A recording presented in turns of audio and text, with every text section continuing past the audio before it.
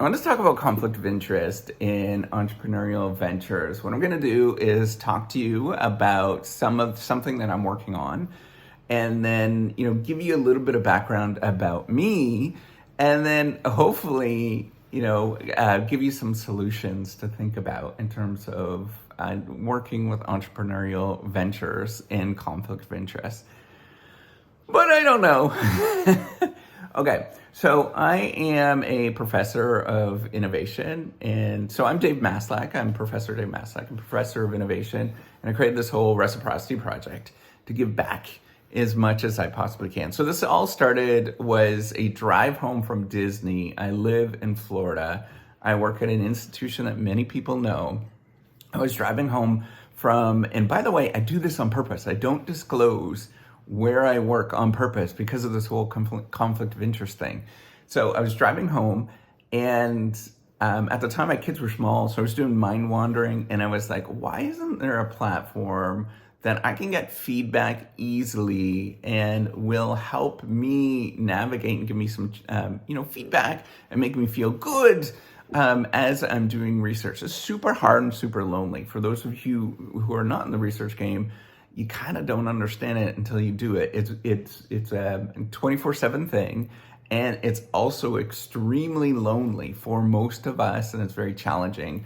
And so I thought, why not build a platform that sort of solves, or at least a bit of the puzzle, right? And the entire objective is to actually do that.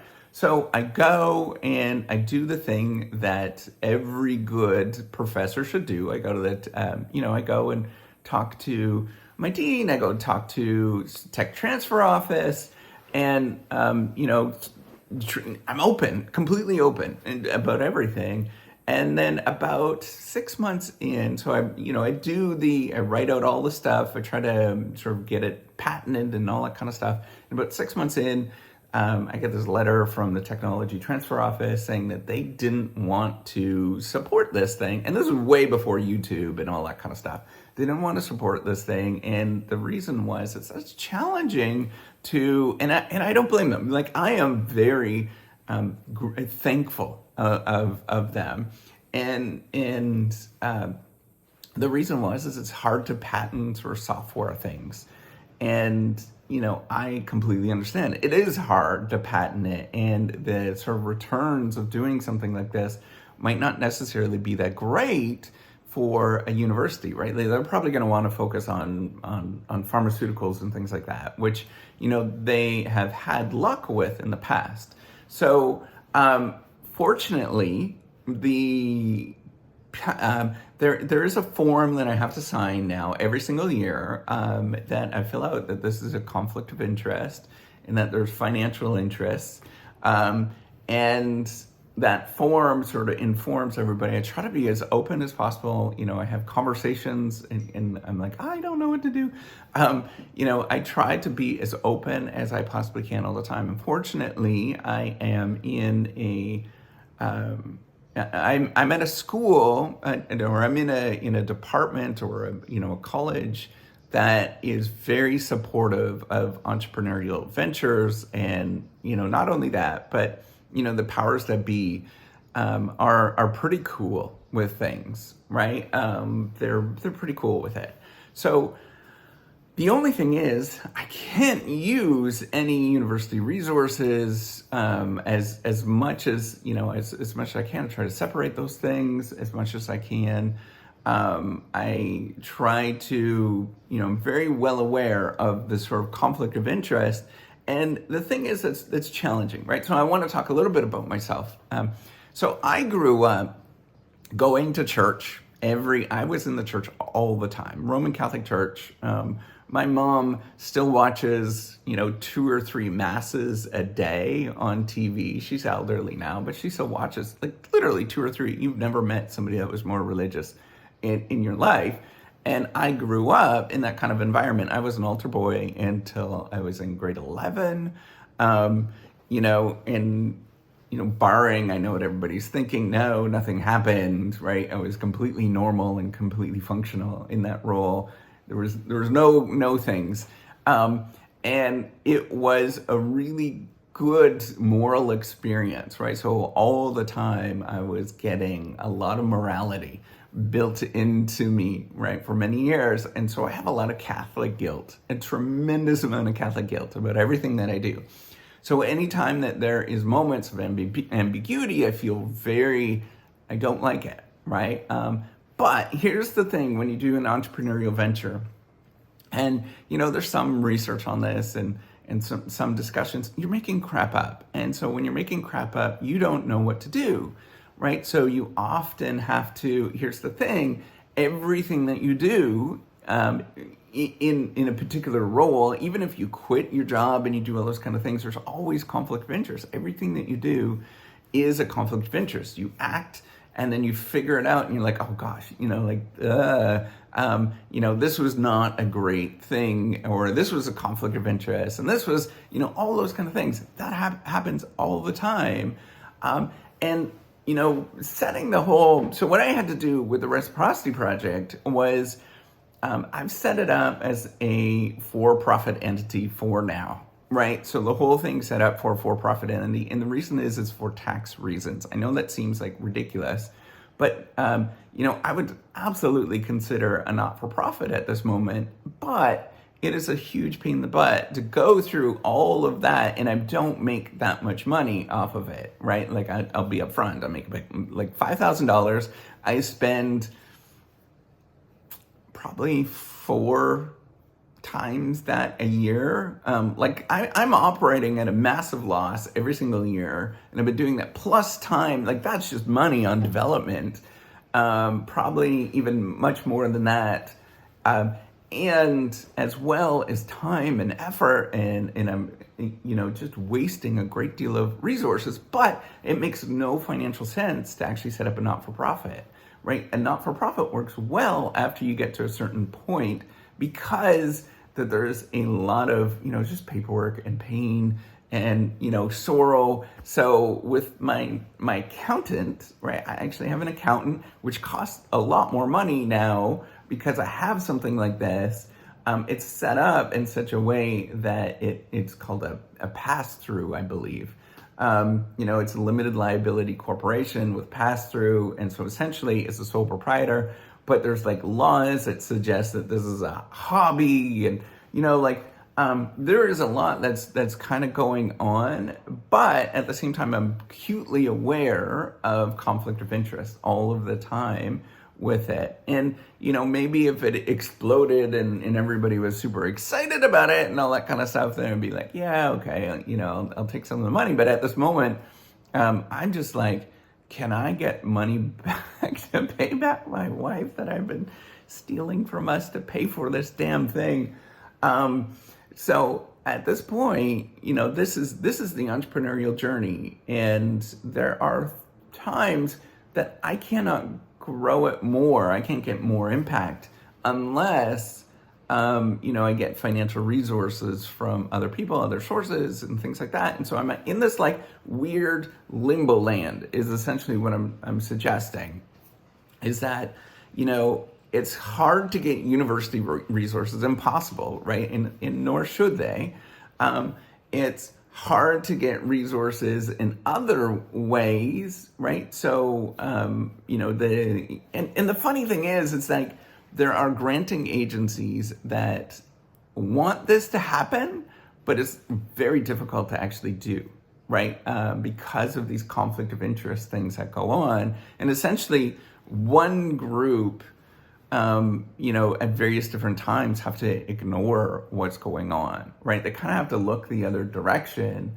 And, that's conflict of interest that are very real when you do something like this. I am trying to do this for the betterment of the field. Hopefully, people sort of see that. Do I think that there would be a return from this at this point? No. I don't think that there's going to be a financial return. It's almost like charity work at this moment to set this thing up. But I think most entrepreneurial ventures are that way, unless you're in something that is very, very specific, that has a financial return, and that is easy to see the financial return. So I'm stuck. This is who I am right now. And I'm going to hopefully help you out.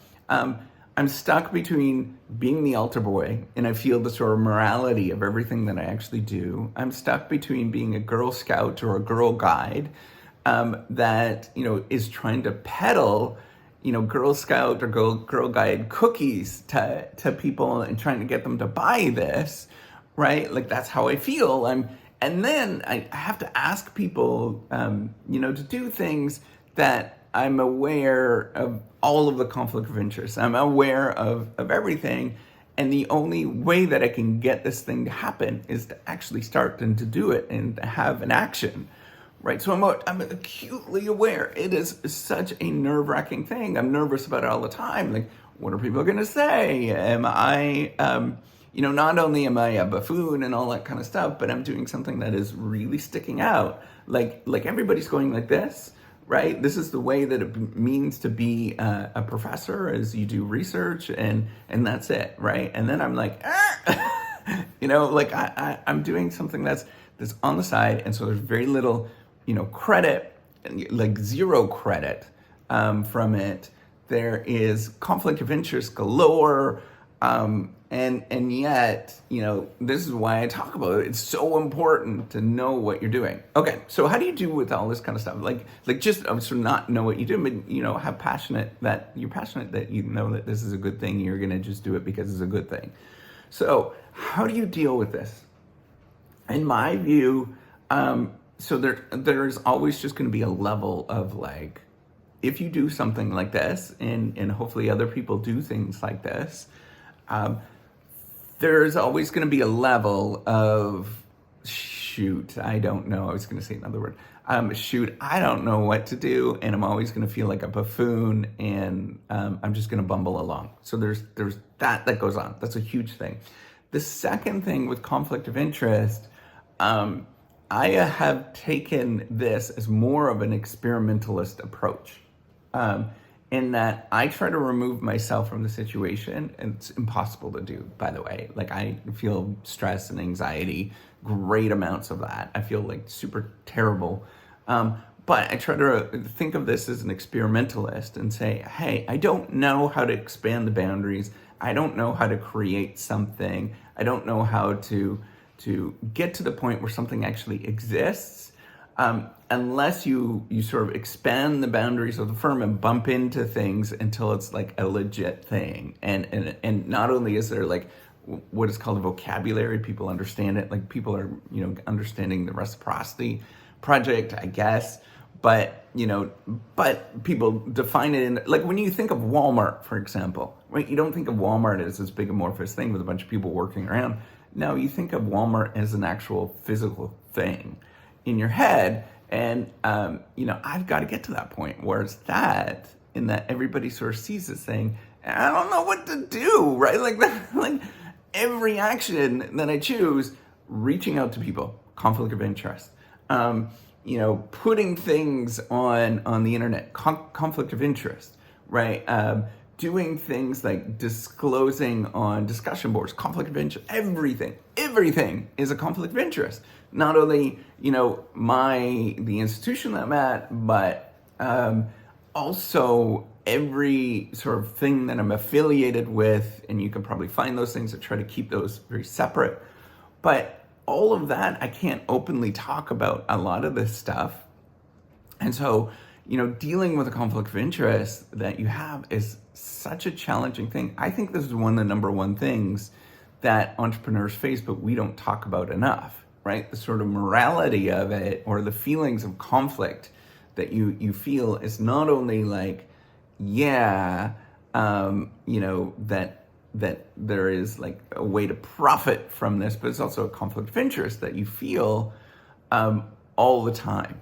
And I just want you to know that is going to happen. And then if you view yourself as an experimentalist, as, man, I'm going to screw up. I know I'm going to screw up, but I just need to take these steps forward to make this thing happen. That's what you're going to do, right? And you have to sort of go in those directions of figuring this out. And I realize that it's not well defined. I might get fired. I realize all of those kind of things. But what do you do, right? Like, I'm trying to actually make the world a little better. And I think if I have that view in my mind where I just say, I'm trying to make the world better, I know, girls, ladies, I know, that's my dogs. Hey, shh. I know, hey, stop it. I know if I'm trying to make this, girls. So, you want to come over? Come here, show everybody. Let's see you. Come on, hey, come on, pop up. They don't want to cooperate. Anyways, they're down here. So, just experiment, and you're going to make mistakes, and you're going to have that feeling. Just as much as I can, just go with it. All right, take care, and have a wonderful day.